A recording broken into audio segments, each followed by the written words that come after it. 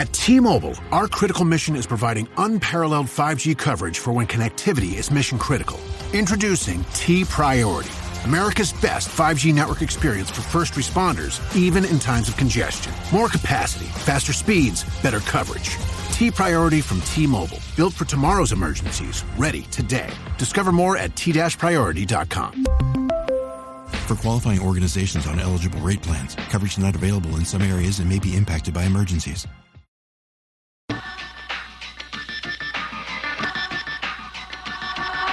I'm in over my head. You're listening to the Animation Addicts podcast with the Rotoscopers, episode 123, Titan A.E. Space Snakes. Snakes. I don't know no snakes. They wanna try and build me up so they can tear me down. I wish that I could be back then, but I'm right here, right now. The best way to start the podcast is thus. Anyway, welcome to the Animation Addicts podcast with the Rotoscopers. This is episode 123, and holy cow, we have an awesome show for you today. My name is Mason. I will be your MC today because of the name tag here.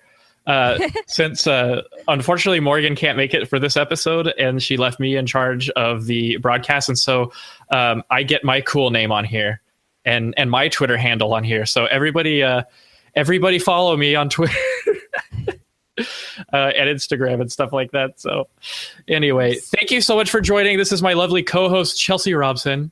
I am here, but to enjoy the day. Oh man. So it's not every day the Rotoscopers get to review a Don Bluth animated film.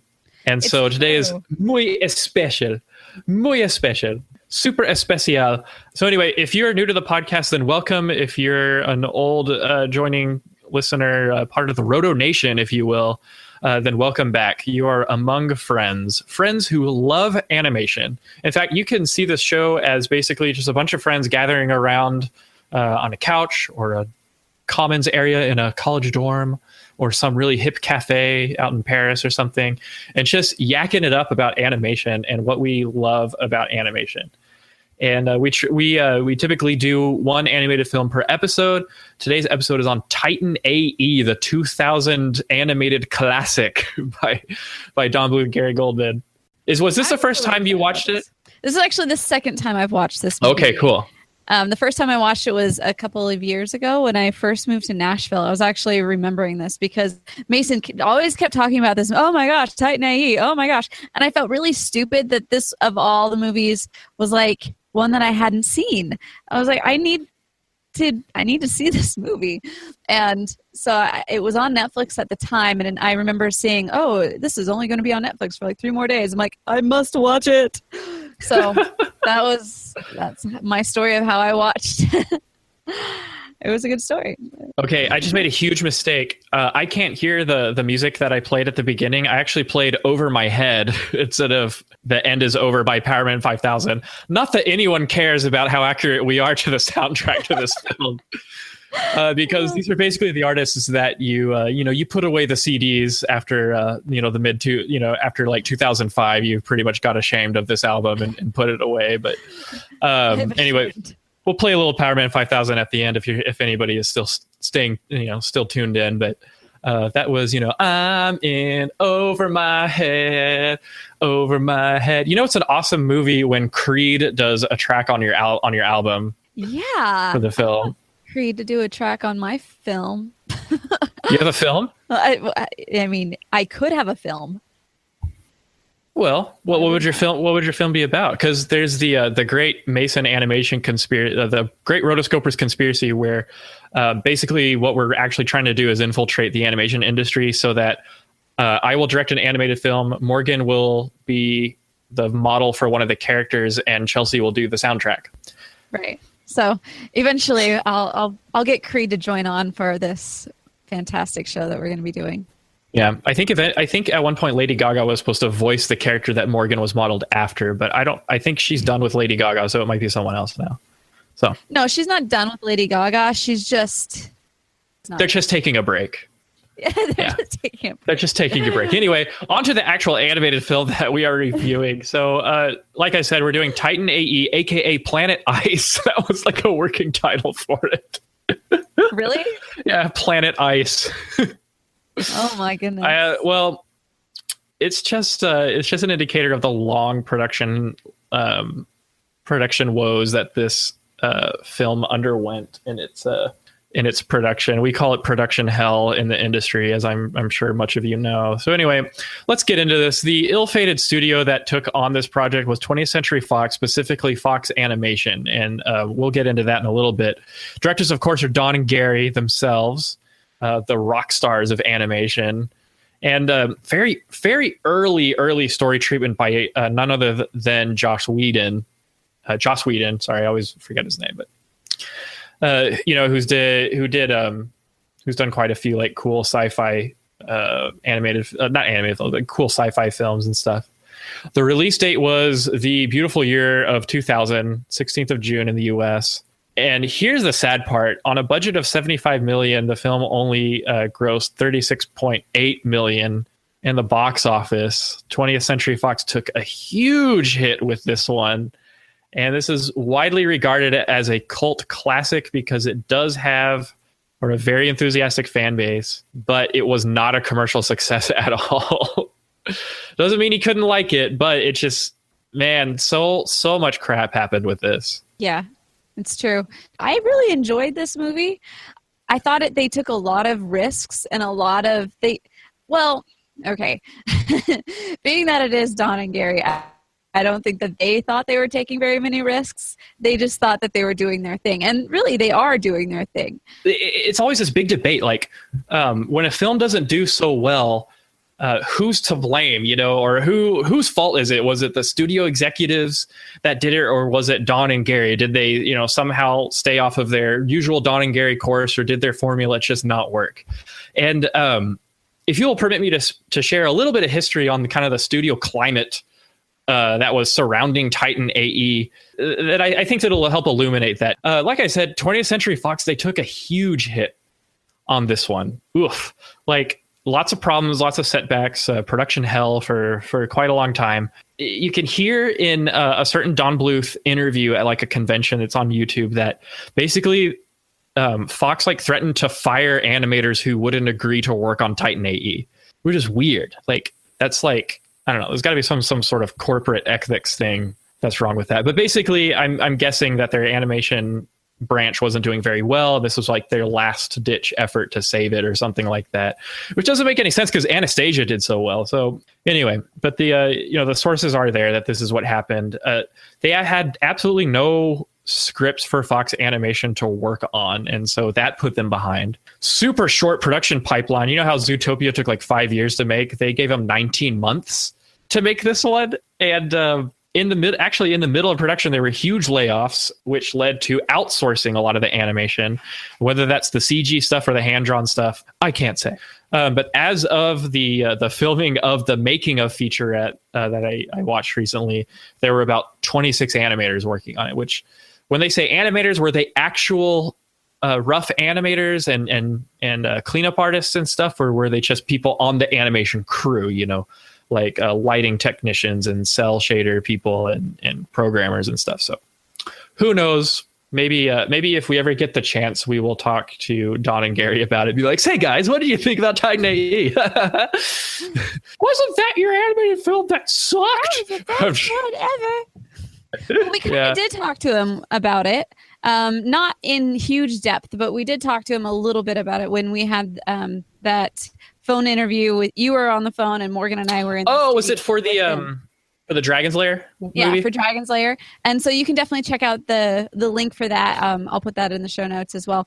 But he does go in and he talks about how Mason asked the question about, I think it was about Titan A.E. specifically, and he was just like, Support comes from ServiceNow. We're for people doing the creative work they actually want to do. That's why this ad was written and read by a real person and not AI. You know what people don't want to do? Boring, busy work. Now with AI agents built into the ServiceNow platform, you can automate millions of repetitive tasks in every corner of your business, IT, HR, and more, so your people can focus on the work that they want to do. That's putting AI agents to work for people. It's your turn. Visit servicenow.com. I had my own problems with that. Did I ever mention that to you, Gary? And like Gary says, yes, always. Oh, so it was one of those things. It was one of those moments where like there were just some things that he was like, I felt like there was a lot of it was a little too much CGI versus the hand-drawn, and so it kind of left you in that uncanny valley area. But it's some kind of valley, not exactly uncanny, but it's more like the valley of the shadow of death. Yeah. We'll talk about we'll talk about that. We'll talk about that. We don't go about that. Yeah, so he has talked about it, and he's one thing I love about Don Bluth now is that he is owned by no man, and so he goes and he'll talk about whatever, and he'll just like say it as it is, like his commentary on Anastasia. You know, at the very end of Anastasia, when it's like everything's just kind of like falling apart, and the main what's the main guy's name? The main villain. He like Rasputin. is dying. Rasputin, and he's like blah, like crumbling together, and he was just like, yeah, do you know why we did that? We ran out of money. We didn't know what to do, and so we just had him crumble. Like, I love you, Don. I would say that 75 million was pretty hefty for this film. I don't know. I'm not a budget or finance guy, but 19 months to finish this, and he didn't even have a script at the beginning. Like, I would say they achieved a lot, but that doesn't mean that what they achieved worked. Anyway. Here's some good parts. Okay, the best thing about this film is the ice field sequence. That was fun. Am I right?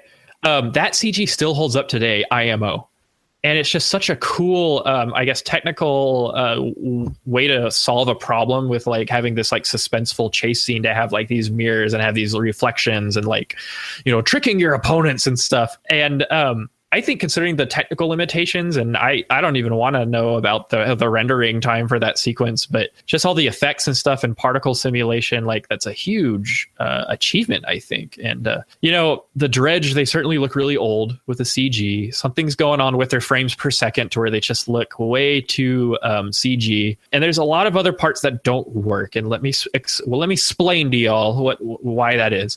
Okay. Do y'all remember Iron Giant? Iron Giant. Yes. I'll remember Iron Giant. Of course you remember Iron Giant. So vintage rotoscopers. It was like eons ago. I didn't have my luscious hiccup hair. So anyway, let me turn into emo Mason real quick. Yeah. I'm in over my head.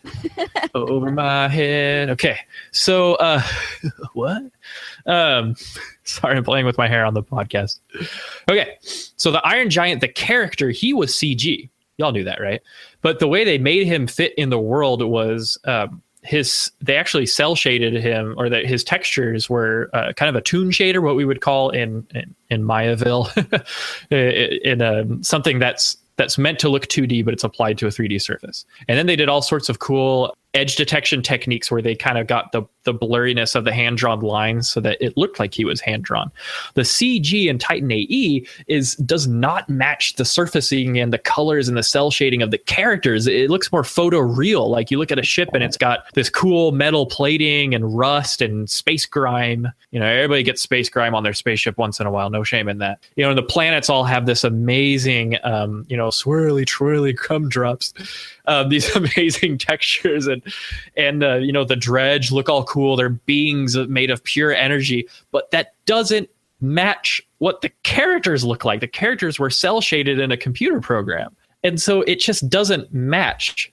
These are characters that look like they like maybe acting wise they belong in the universe, but visually there's a huge disconnect. And then you've got all sorts of all sorts of problems and technical challenges that happen when you're doing like pretty much three-quarters of the way rotoscoped human animation, you know, on these like jet ski things that they were bumping up and down, and they had markers on, and they animated to match to that. And then like the spacesuits are CG, but you've got a hand-drawn head inside of it. So all sorts of technical challenges, and you got to hand it to them for taking on that challenge. But does that mean that they excelled at it?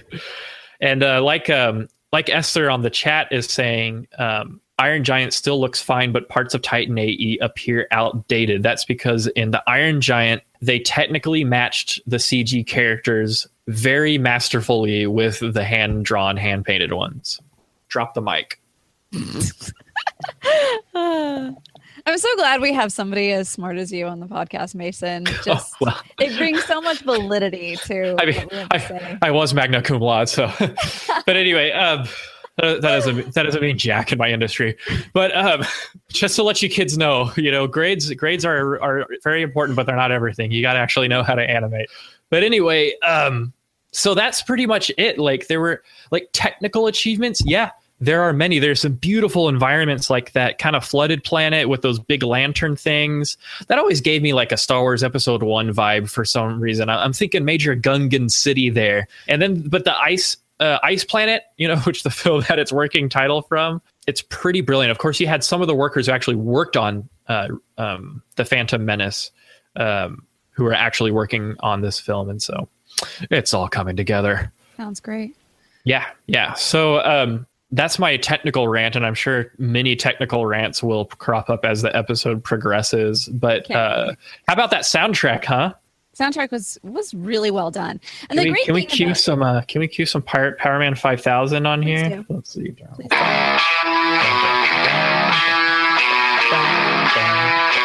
Man 5000, man. I love it too. Wait till it kicks in. But anyway, I was such a nerd. I loved Power Man 5000 when I was around the time I saw this. So I was like, my buddy and I, my best buddy Joey and I were like super into like sci-fi and stuff like that. And he couldn't believe that I hadn't seen this movie. He's like, dude, you got to see Titan A.E. It's like awesome. Like the Earth explodes, and that's just the beginning of the movie. And there's these aliens made of pure energy, and Power Man 5000 does the soundtrack. And I'm like, Power Man 5000? Power Man 5000? I was really into that stuff. And as a kid, and I don't know. I just love the soundtrack. It's got so much like of this like early 2000 like angsty alternative metal going on, Mm-hmm. And what's funny about this one is it's just so different from what most Don Bluth films had. I mean, his last one that he did right before this was Anastasia. All hail Anastasia. But it's the greatest Disney princess ever. She is the greatest Disney princess ever. We're trolling, everyone. We're trolling. We know. So, but I just feel like, you look at most of the songs that he does, and most of the movies that he does have some type of a musical vibe to them. He loves musicals, and so why not? But I think that they did a wise choice as far as this type of film, not turning it into a musical, because it's just so not a musical. And it's really not. Well, I'm very doubtful that our good friend Matt Damon would have been able to pull it off as well. Oh, if only he did some of the awesome. If only he did some of the singing parts in Stallion of the Cinnamon. Then anyway, this film would definitely not make a good musical. If you want to get into like sci-fi literature and stuff, this is what you would call a cyberpunk dystopian space opera. Kind of like if you've ever watched read any of the short stories by like Philip K. Dick, or watched movies like Blade Runner. This is definitely that kind of future. There is nothing glamorous. There's nothing shiny and chrome. There's nothing that you would see in an Apple store about this film. Like, everything is very industrial and utilitarian, because the future in space is about industry. It is about cleaning up space and letting other alien races push you around, because humans are refugees in this film. What an awesome and mature premise for a sci-fi film. Spoiler alert, Earth gets blown up in the first 5 minutes of this film. Isn't that great? Yeah. For no reason. The Dredge just show up and are like, hey guys, we're going to blow up your planet. See ya. Destroy the humans. Did they give a reason at the beginning? I felt like they did, but I wasn't really engaged enough to notice. This is why I love the Dredge. They're just jerks. A lot of modern movie making is all about, well, the bad guys aren't really that. They're not really pure evil. They have a reason to fight against the protagonists. That, they were hurt at some point, or they were offended at some point, and that gives them the right to blow up planet Earth. No, the Dredge just show up and they're like, we don't like what you're building, so we're going to blow up your planet. Well, they're like toward the end, it's like, oh, they were just afraid. They weren't afraid of who we were. They were afraid of what we would become. Claire is practicing her breathing for her upcoming yoga retreat in Bali. Has she ever done yoga before? No. But Claire worked with Empower on her savings and investment strategy. She got good at money, so she can be a little bad. Empower. Invest well, live a little. Join our 19 million customers today at empower.com. Past performance is not indicative of future returns. Investing involves risks. You may lose money. Advisory services are provided for a fee by Empower Advisor Group, LLC, EAG, a registered investment advisor with the Securities and Exchange Commission. Om Namaste. I guess. I still think they're just kind of jerks. Well, but yeah. Anyway. Obviously. I mean, who made them like the galaxy's bully? I don't know, but it is what it is. I don't know, man. I don't know. But anyway, awesome effects. The exploding planet Earth at the beginning was an effect where they, the Earth breaks up into tiny different bits, and it's actually cut up into pieces according to seismic fault data. So there's the actual pieces are like, if the planet did explode along its fault lines, that's what it would look like. I thought that was kind of cool. That is cool. Somebody really put that time and effort into that. I did there was that moment when it's like the world is spinning and you're like, oh, poor Florida. I just see it like just get totally, totally demolished. The Disney parks are obliterated. I wonder if that was a little stab. You know how in the Minions movie they referenced Orlando. Yeah. But anyway, so that's cool. Earth gets destroyed, and we're introduced to, what's his name? Kale? Yeah, Kale is the... Kale. What an unfortunate and unappetizing name. Who likes kale? I like Kale. Oh, get out of here. So anyway, young Kale watches his planet get blown up, and his father leaves with... Or his father... shoots off the Titan, which is Earth's only hope, but we don't really know how the Titan was supposed to be Earth's only hope until later. Little cameo by Ron Perlman, who's I guess his alien buddy, who's like, "Oh, come on, get out of there!" Ron Perlman is always a treat to have in a sci-fi film. They had a really good cast, I thought. I mean, such a cool cast. In general, I was looking at, I was like, okay, Matt Damon on this, I can dig that. Matt Damon, yeah. Bill Pullman, he's definitely the best American president in film ever. And everyone will say that. I didn't even know. Yeah, he is. We will not go quietly into the night. We will not finish without a fight. We're going to live on. We're going to survive. Today, we celebrate our Independence Day. Doesn't that just make you feel for America? All you people who are not from the U.S. listening right now, like, doesn't that speech just want you to go out there and jump in a fighter plane and kill the aliens? Yes. But there's no such inspiration coming from Bill Pullman's character. No. And then we've got Drew Barrymore, who is Akima. She's the tough and empowered female star pilot. Don Bluth told her when she was doing her acting, he was like, well, Drew Barrymore, she's always the sweet and slightly sexy girl character. And I told her, don't do sweet, sexy, sweet, do tough, So Drew Barrymore in an interview said that, boys will like the action, girls will feel empowered. That's good. That's a good way to roll up this film in a nutshell, There you go. And then we've got Nathan Lane, who is Preed. He's this alien who's kind of like Jar Jar Binks' cooler older cousin. If he had the floppy ears, he would be a perfect like tough Gungan. It's true. One thing I liked, he was the one that he was the double backstabber. He backstabs the backstabbed. He stabs a lot of backs, and it's the most Nathan Lane. I thought, yeah. Role like I could ever. recognize that it was him after I realized he's like a creepy, smooth, highly intelligent Nathan Lane. And I'm just used to the panicky, sassy Nathan Lane. Maybe I watched too much Modern Family. And then my man John Leguizamo as Goon, channeling a little Peter Lorre as this alien. It's so sad. What do you think he died from? He died and then he comes back. He's like, I woke from my nap. Blows all the aliens away. He was I liked him.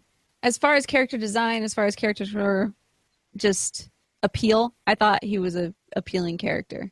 Yeah, and then yeah, everyone's favorite rapping goanna, Tone Lock, is in it at one point, doing the wild thing. What is he in this movie? I just know he's in it. Who? Tone Lock. Oh, I don't know. You know, the guy who did Funky Cold Medina. He was that sassy goanna in Fern Gully. Yes. Tech. Who is Tech? I don't know. He's like some alien. Yeah, he's like some alien in it. But yeah, Jim Cummings is in it too. So like a really cool cast. And then who was the kangaroo alien? I feel like I know her from somewhere. Yeah. Look her up real quick. Look that up. Yeah. How does this movie have a 48 on Metascore? Come on. Let's see. Stith. That's right. Stith is like this kangaroo alien. She was, this is Janine Garofalo, and she was in Ratatouille. Who was she in Ratatouille? Yeah, she was Colette. So she was Colette in Ratatouille. And that just speaks to how versatile this voice actress is, because Stith is like, she's like the very, very angry, like very tough space pirate kangaroo lady. You know, when she's blowing away aliens, she's like, woo, yeah, do this all day. Yeah, even when Kale comes over and you're like, no, it's Kale. She's like, meh, at least he got away. You know, it's just like, I'm already halfway through. Go. Like one of those those people who get like really into their video games and they're like, I can't stop now. Like they get off the video game and they're still playing in their mind. That's me playing Smash Brothers. I get very nasty, very angry. I'm like Seth Cohen on the OC playing video games. I start taunting. But anyway, yeah, so really cool voice cast. And you know what? I do have visual confirmation that they all did their voices. Like they did do voice sessions together. Maybe not everyone, but I know for a fact that that Bill Pullman, Drew Barrymore, and Matt Damon did voices together in the same room, which is always a huge deal. I've heard of nightmare scenarios where the producers do the animation first and then expect the voice actors and or actresses to voice over that. And it's torture for those poor people. So yeah, making it kind of loose and having kind of a, because there is a lot of human, like interhuman conflict and strife and interaction and dialogue and stuff. Like it's not just about the action. And so I liked that. I really like the voice acting. I think they have a very natural flow versus other animated films, you know? Yeah. And Don always likes doing that because he's an director. Because he does plays and he's always been interested in theater and just how, like, for example, if you do anything that is live theater, it's an entirely different momentum. It's an entirely different vibe that you're going to get when you're all in the same room, as opposed to when you're just standing in front of a microphone in this dark little room that you're trying to like create in your mind, which, I mean, great if you're, I mean, there's people who are able to do that fantastically and more power to them. But to have just that, every voice actor around is like, I would much rather play off of somebody else. Yeah, absolutely. Yeah. And then speaking of things that Don Bluth likes to do in his films, I wouldn't exactly call this a kid-friendly movie. I would almost do PG-13. Since I'm a God-fearing man, if I let my kids watch this show, I think it would be after, like, when they're 13. Just because it's kind of a rough film overall. Like, it is dark and gritty, just like most Don Bluth films. But there's some inappropriate stuff in it, too, that I'm like, how did this get into the... Like, who? Yeah. Isn't there, like, a part where, like, Akima's, like, pretty much naked in a towel or something? Yeah, and then she's like, are you in or out? And it's like, okay. Yikes. He's I guess I'm in. Yeah, I guess this is... Don't blow it, man. But yeah, that was very much a Starship Troopers moment where I guess, like, in the future, no one cares about decency, like you know, bathroom issues, I guess. I hate to bring that up now, but just suffice it to say, like, this is kind of one of those rougher animated films. Yeah, it was PG. Like, check out the parent's guide before letting your 8-year-old kid watch this. They probably won't even care. Well, and then there's the one part where she's doctoring him up and he's like, why am I naked? Hello. Like, yeah. I'm still naked. Like, which is like, that is the moment when parents are going to be like, should I have brought my 8-year-old to this? My 6 and 7-year-olds. I don't know if an 8-year-old would have cared. He's like, what? I'm naked all the time. But anyway, but, you know, You question whether this is really an appropriate kids film. You know what? It's an appropriate Don Bluth kids film. So Yeah. when you go into one of his films, you just have to kind of get over it. But anyway, I think overall, like they just go from space opera situation to space opera situation, always being chased down by the dredge, you know, and then there's, there's some beautiful environments because they're trying to get to this map. You know, this is very Treasure Planet. The main character alone holds the key to this epic map that has, you know, the amazing thing. I like, you know, my map is hidden inside my Aggie ring here. Read it and weep, everyone. But the ring has it. So remind me again why the bad guy just couldn't kill Kale and take the ring for himself. Was it like hooked up to his DNA? Yeah. So it would only show on his hand because it was connected to the, like, it's like if you watch Once Upon a Time, it's family magic or blood magic.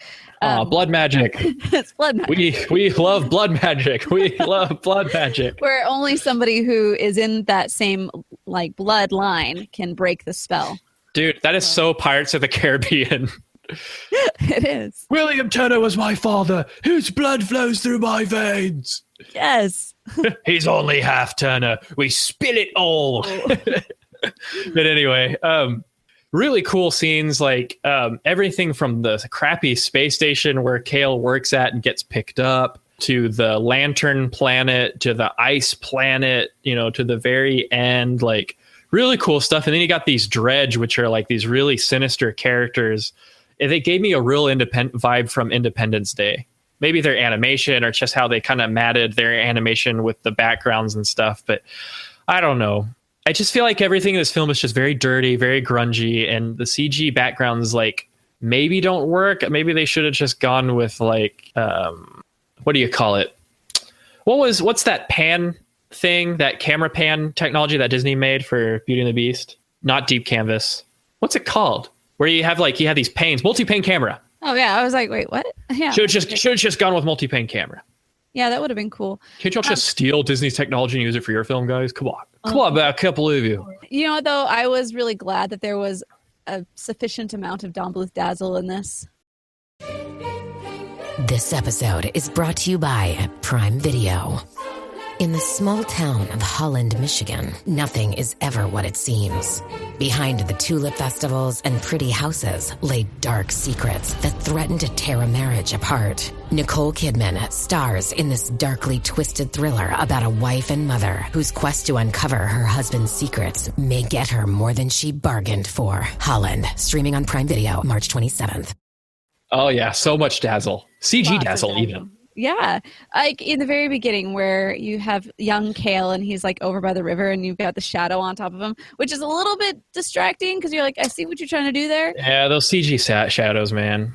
And it was 2000, but at the same time, it's like you did it. I like it. So yeah. Okay, so what were your highlights of this film, Chelsea? My highlights of the film, some things that I liked the color scheme. I always liked Don Bluth's color Really? scheme. He loves putting the really deep reds in there. And I've been very much of a fan of the deep dark reds and all those. And then it's like Kodachrome. Yeah. And then it like counters out with like some greens and blues and just really dark. I like those things. As far as plot points, I enjoyed the characters themselves and the fact that it was more of a serious film. I mean, it was more of a serious tone. It was more of a serious everything. So yeah, I think that's a great point. I think one of the biggest differences is that between this and Treasure Planet is that Treasure Planet tried really hard to inject the lovable sidekicks into this film. Titan A.E. made zero attempts to inject lovable sidekicks into this film. I personally don't think anyone is lovable in this film. No. That doesn't mean they're not lovable. That doesn't mean they're not interesting. That doesn't mean they're not appealing. But it's like kind of like Rango, where every character is ugly in it. And that's pretty much it. Mm-hmm. And yeah, I love the chase sequence in the flooded planet with the lanterns. The ice sequence was really cool, and then that beautiful animated sequence with where basically it's the power to create a new world that's in the Titan. The Titan has everything you need to create Earth. It's like a modern day Noah's Ark. It's got DNA from all the animals. It's got all this terraforming technology. Yeah. Yeah. And I wonder why they didn't just find another planet that resembles Earth and terraform it if they've already got the technology to create an Earth from scratch. But yeah. Anyway, there was a lot of questions that I had about the whole like creating the Earth thing. One question was like, where did they get the sun? Like, weren't we in this like ice? No, they created a grow your own sun kit. Just add water, man.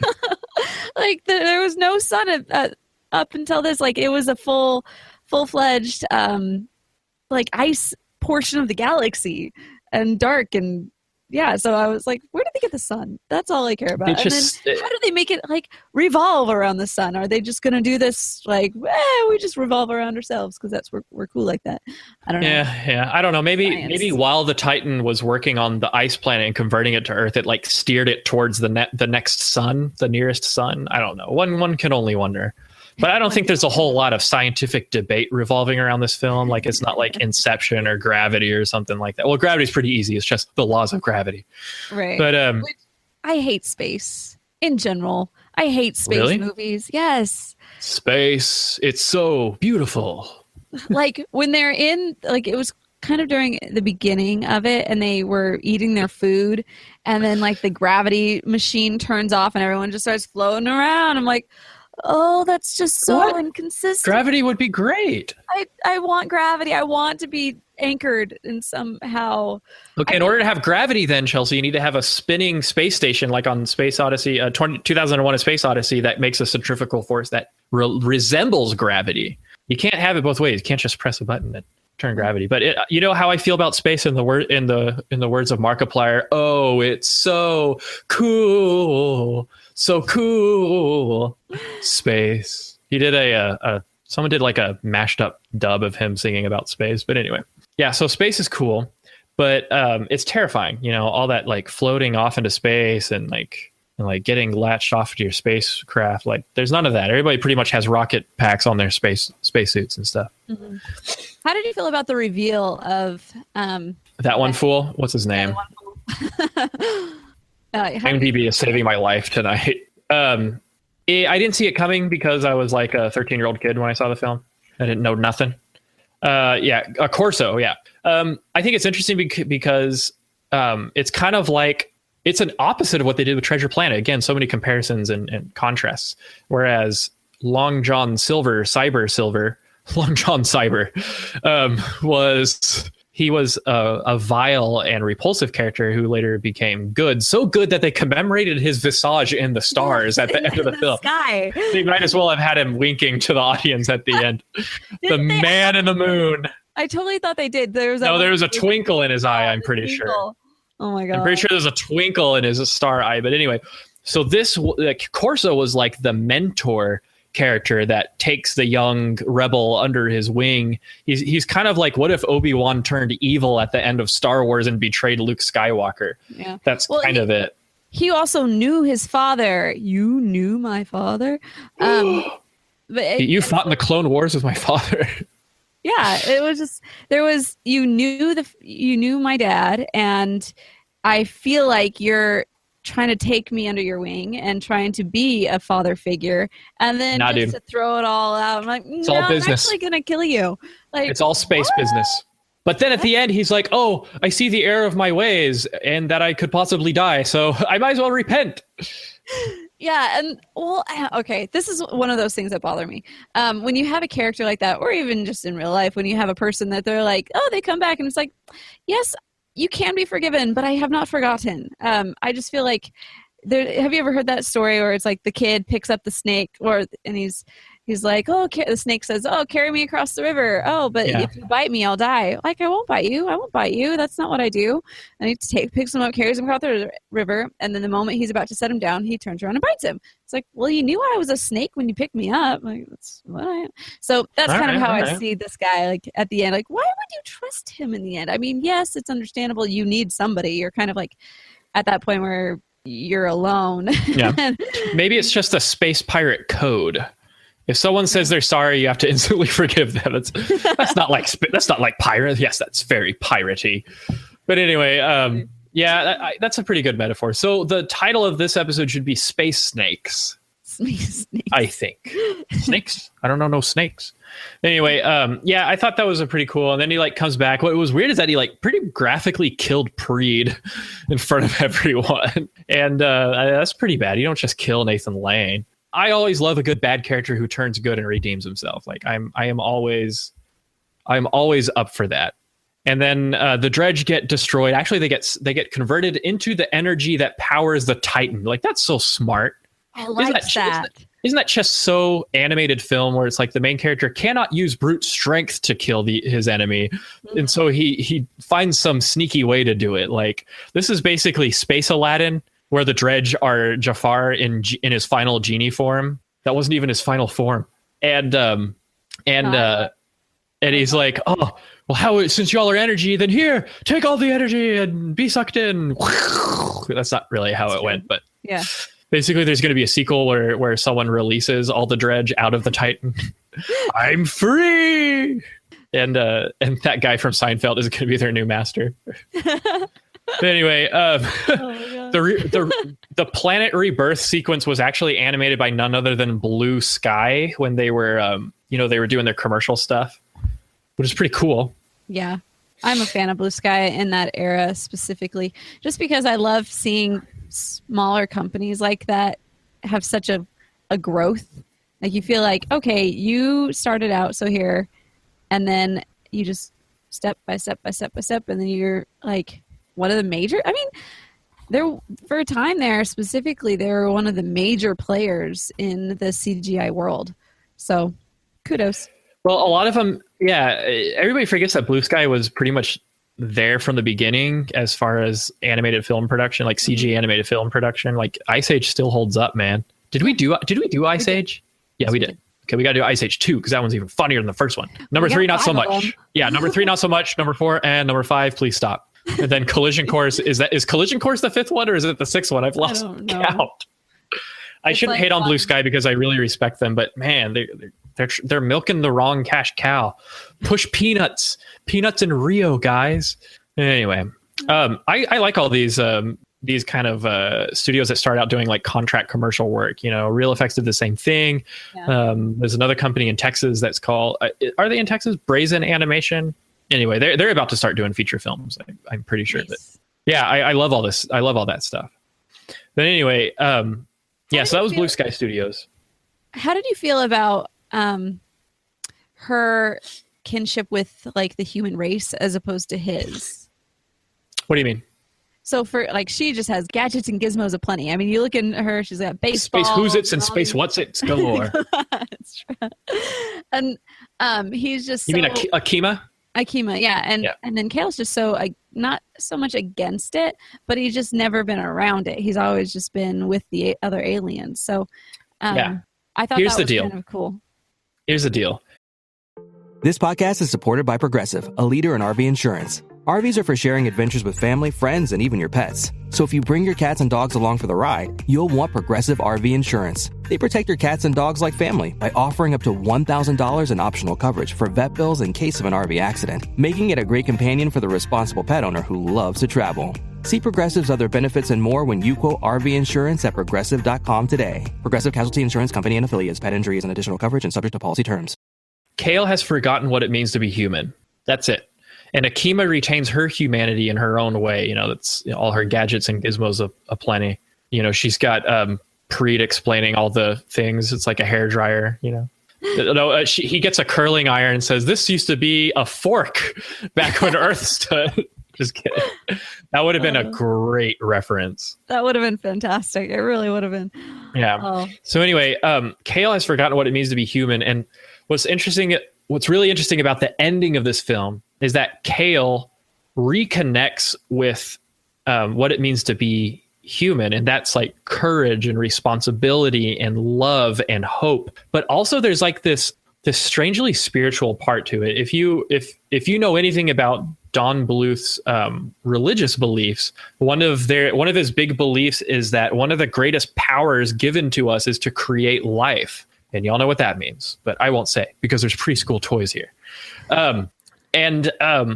In a way, the Titan and the Titan's life-creating ability being unlocked by Kale because he is a human and he has human blood in him kind of represents that. And so from a weird kind of spiritual, like what is the purpose of life viewpoints, like it is kind of spiritual. And so Don Bluth does it again with his pro family views. Are you following me on this, Chelsea, or are you just completely lost? No, I'm kind of following you there for sure. I also saw, I guess I didn't focus on that as much. One thing that I did focus on, and we did touch on it slightly, but it was the fact that they used the Dredge's energy as their major force of something to propel them forward. And the thing that was what I focused on a lot. I was like, how many times our biggest trials in life are actually our biggest opportunities. You know, without the Dredge coming to kill them, they would never have been able to start the Earth again. They would never have been able to move forward. And so those biggest trials are our biggest opportunities. So that was what I got. And so I was thinking mostly on that. So I guess that's why I wasn't thinking on the creation part.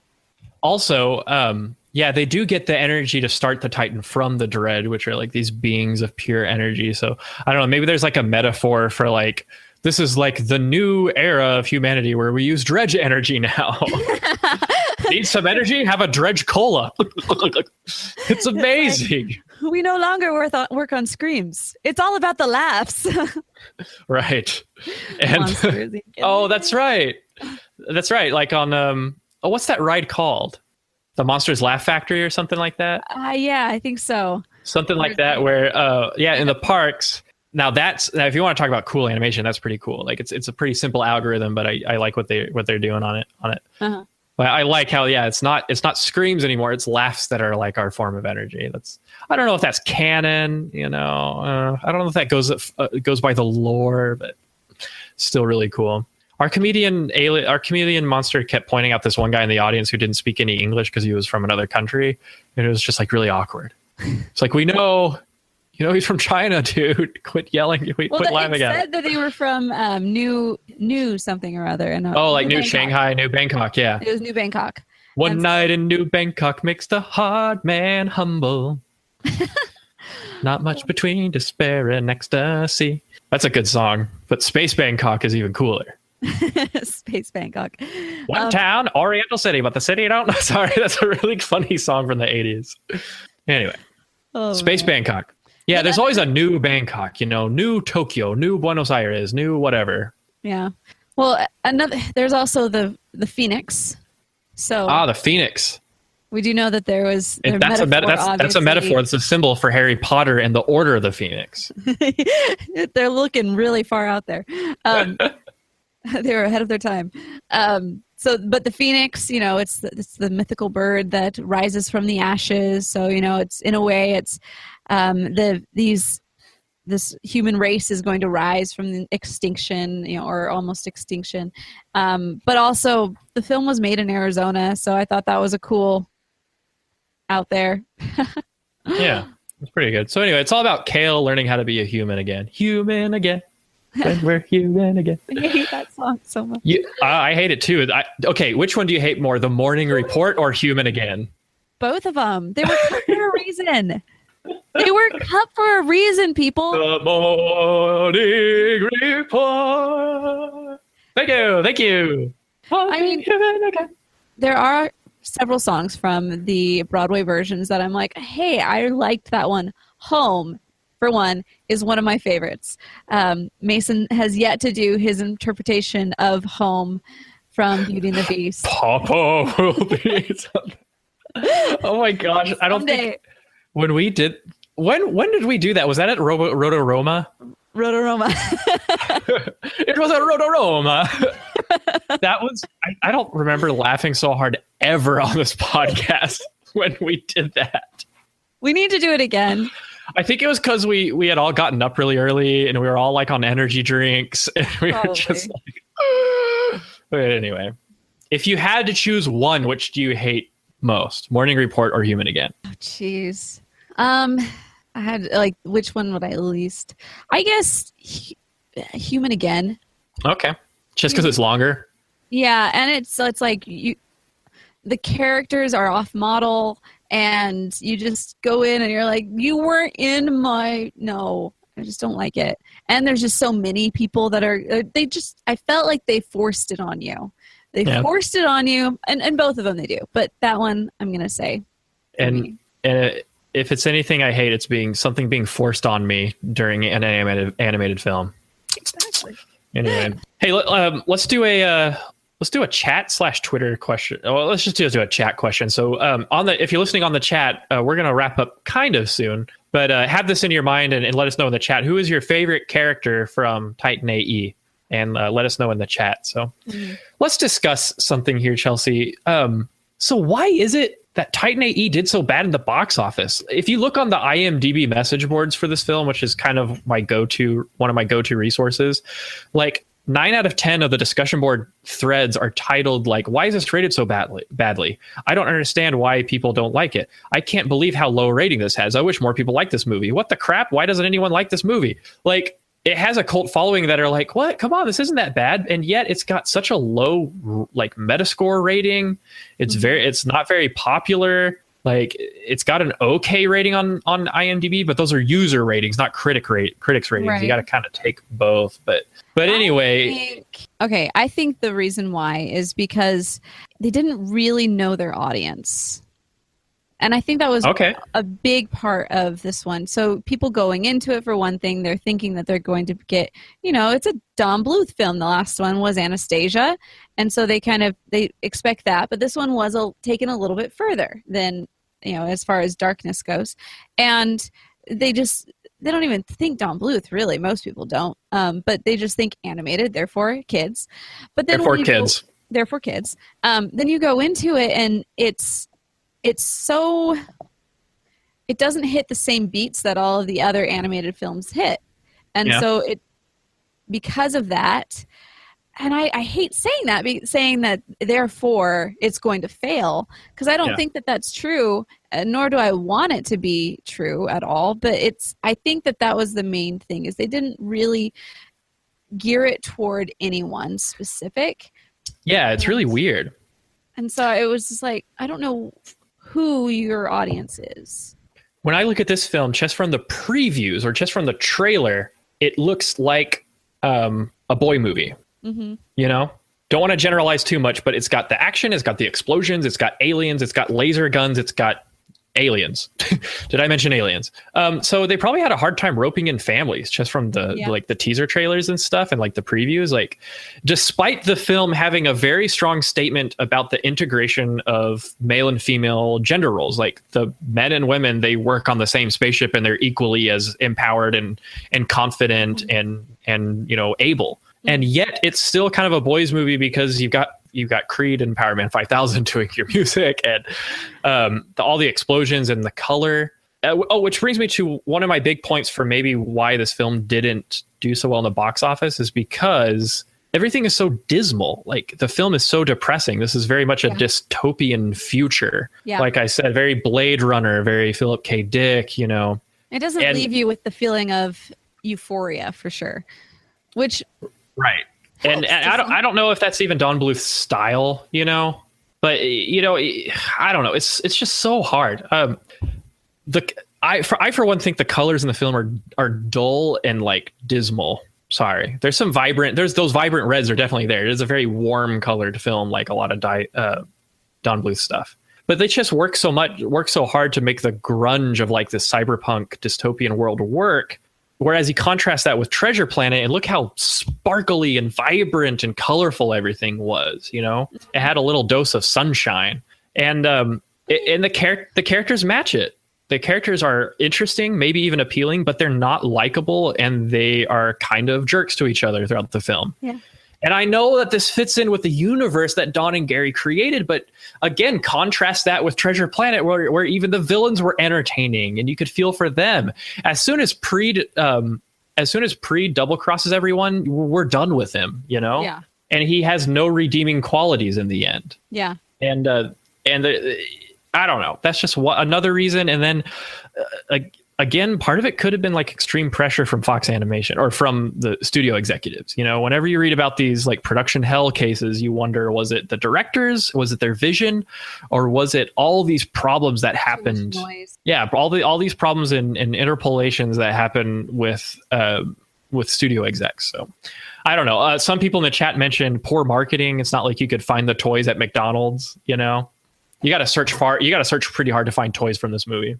Yeah. And they don't even look like the movies. You know how a lot of collectors and like you go to Comic-Con and stuff, and a lot of people make really good like maquettes and action figures and little statuettes of animated films or comic book characters. They need to do that for Titan A.E. because there's some cool designs in this movie, like all the ships and like the dredge and like all the characters.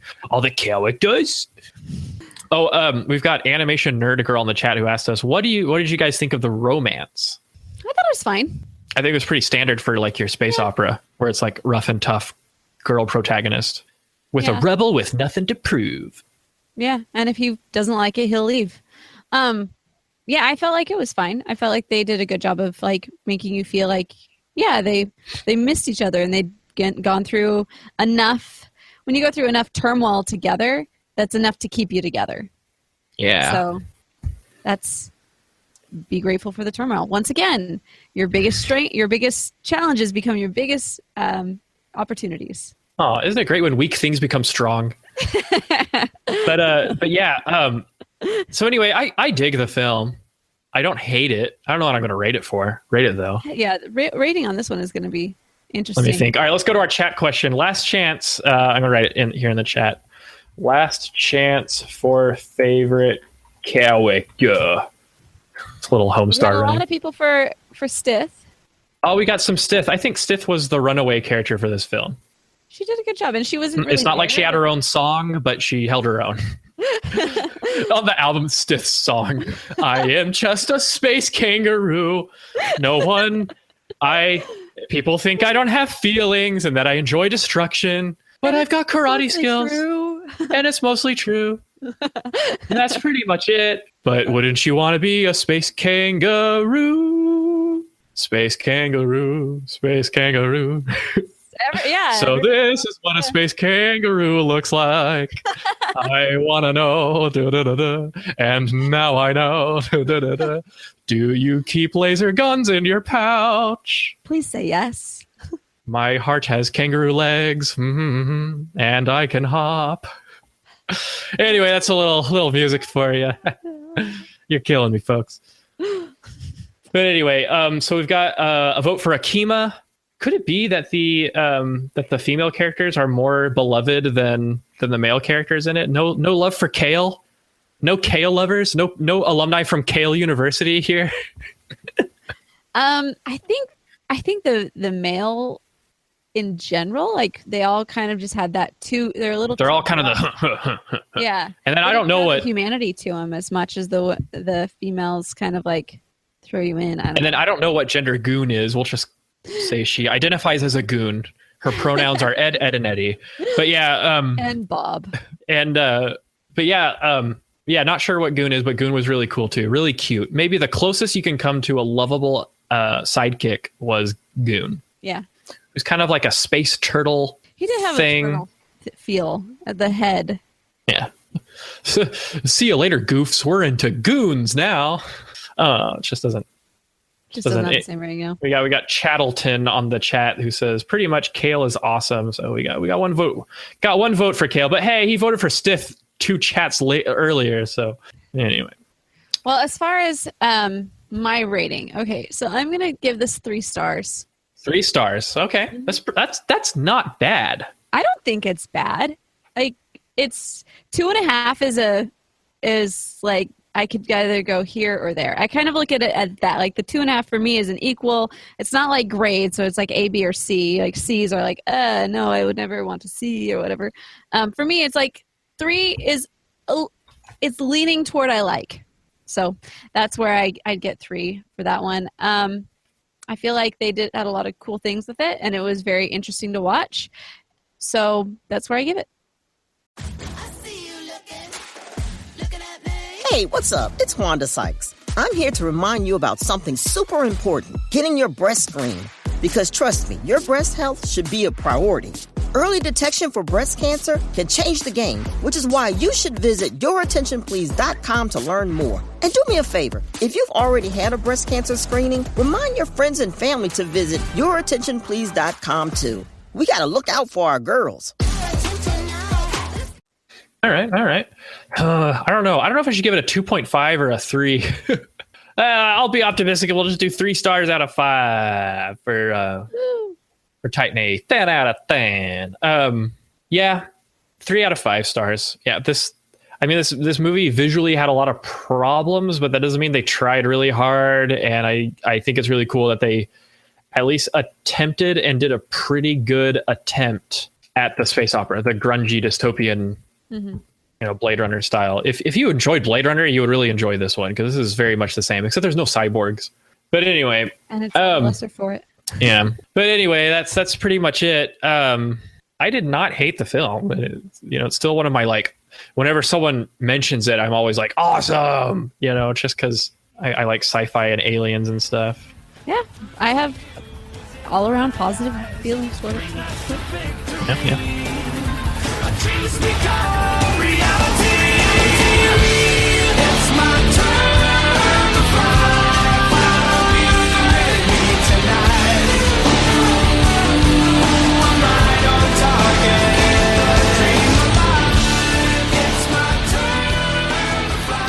All right, so we're going to move on to our fun, fantastic voicemails. Oh, how many do we have? We have 2. Okay. The first one is from Sinjin. Ooh, Sinjin. Hey guys, super excited to hear you were reviewing Titan A.E. for the podcast. And I just wanted to share a few thoughts that I have about the movie. First off, I love the concept. It's not necessarily entirely original when you compare it to things like Battlestar Galactica, but I think the spins they give it make it feel really fresh all the same. And the space adventure itself is a lot of fun. It's obvious that Joss Whedon took a pass at the screenplay. It's got, between the dialogue and the action, it's got flashes of Firefly, which is really cool. Oh yeah, Firefly. Animation-wise, obviously it's a Don Bluth film, so that part of it looks great, but the 3D that they incorporate into the 2D, I think blends really well and holds up today, which is an achievement for sure. The negatives that I have are pretty nitpicky, but I wish that there was some more character development between the other members of the crew, like Preed and Stith and Goon. And the back of Akima's head always kind of bothered me, a little disproportionate, but whatever, it's okay. It's still a great movie. Can't wait to hear you guys' thoughts and keep up the good work. You guys rock. No, you rock, Sinjin. I enjoyed it. Yeah, okay. First of all, thank you for your voicemail. I agree. I haven't watched too much Firefly in my life. I saw Serenity before I saw Firefly, which I know is a capital offense. I know. I have not watched that much Firefly, but yeah, it definitely has that kind of utilitarian, clunky cyberpunk vibe to it. Very good comparison. Yeah. All right, next one is from MJ. Hello, fellow Rotoscopers. It's MJ here, and what a really great pick, Titan A.E. So I think it's a really special, that word again, underrated movie. I'm not going to gush over it, even though I want to, but there's 2 things I have to mention. The first one being the soundtrack, just the songs like Over My Head and Cosmic Castaway are really good songs to blast in the car. Yes. Soundtrack in a while, but when I heard doing this, I blasted the album again, and it still sounds really good. It sounds very early noughties. Respect. But yeah, I still love it. And the other thing, how great is that with this plot idea of humans being the lowest of the low now? I think that's a wonderful metaphor for minorities and things that go on today. So I thought that was a very good plot point that you could carry a whole movie on, which they pretty much did. Thanks, guys. Love you all. That's a really good point about the metaphor with humans dwindling. It's it is pretty crazy because it's we never do enough films where the world did end but some humans are left and this is how they're dealing with it. and we're outcast now. We're the minority. We're not the center of our universe anymore. And I think it's a really interesting metaphor and one of the coolest parts of this film. Thank you so much for calling in, you guys. You guys make the podcast what it is. It's been great. I've enjoyed this conversation for sure. Yeah. Is that it for voicemails? Yeah, that's it. Only 2 voicemails. Only 2. Definitely need to have a lot more for next time. I hope everybody's going to go off and see. Our next episode is going to be Angry Birds, the movie. So definitely go ahead and... Get ready, folks. Strap yourselves in. Support animation and go and see it, and then join in on the conversation. Give us your thoughts. Make sure to let us know what you think. Good, bad, ugly, whatever you like. I mean, let us know. We definitely enjoy hearing your guys' inputs. If you have any questions or if you want to make comments on this episode you can find at rotoscopers.com/123. Wow. And I know. 123 episodes. Holy cow. So old. It's Can amazing. I just say something? We would not be here where we are doing the video broadcasts and having like really good equipment and stuff like that without our patrons. They have really stepped up and helped us like make all this possible. And the podcast will only grow with the more Patreon subscribers we have. And so to learn more, you can go to rotoscopers.com/patron to find out how you too can benefit from the perks of being a part of the Roto Nation, support the show. For sure. And then also, I just wanted to also put out that Clay Cadis was the director of Angry Birds movie, which... Angry Birds. He was one of our biggest inspirations for starting this podcast. So once again, we are going to be very excited about reviewing this movie. So also, you got to make sure if you want to leave comments on rotoscopers.com/123, make sure to leave comments because we are always in there. We always check those comments. We read them. We love them. We comment. We back. Yeah, I am so insecure. I am constantly looking to see what people think of me on the internet. So it's true. It's true. Mason's very insecure. It's true. We're putting him through therapy, actually. But, yeah. But anyway, we love sifting through y'all's comments, and we love getting feedback for the show. It helps make us better. It helps make the show better. So thank you for all of your feedback and for all your being engaging on the show, basically. Mason does rule. Alexander in the chat is saying that for him. So yay. Oh, yay me. If you are going to be tweeting about this episode, make sure to use the hashtag AnimAddicts or AnimAddicts123. Hey, 123. That's easy. And then once again, voicemails. You can, if you want to send us your voicemails, you got to go to rotoscopers.com/voicemails, and you can also dial in at United States, so +1 406-646-6575. Yeah. So I think we deserve another round of I'm in over my head. Come on. Please do. Give it. All right. It's loading, man. There we go. I'm in over my head. All right. It's peeking out.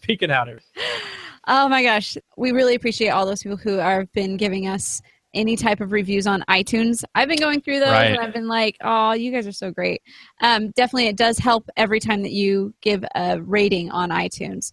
So make sure to keep those coming. Social media, Facebook, Twitter, Instagram, Tumblr. Find us everywhere. Find Mason on all of his places. Mason, who's pretty active on Twitter, as well as Mason Smith Portfolio, if you want to see what he's got going on. And then I've been pretty active on Snapchat lately. You can check me out, Chelsea M. Robson on Snapchat. I was too late to get the Chelsea Robson facepalm, but everything else you can just find me on Chelsea Robson. So next episode, once again, Angry Birds, and Morgan will probably be with us. So hopefully. Hey. All right, until next time, we are the Rotoscopers.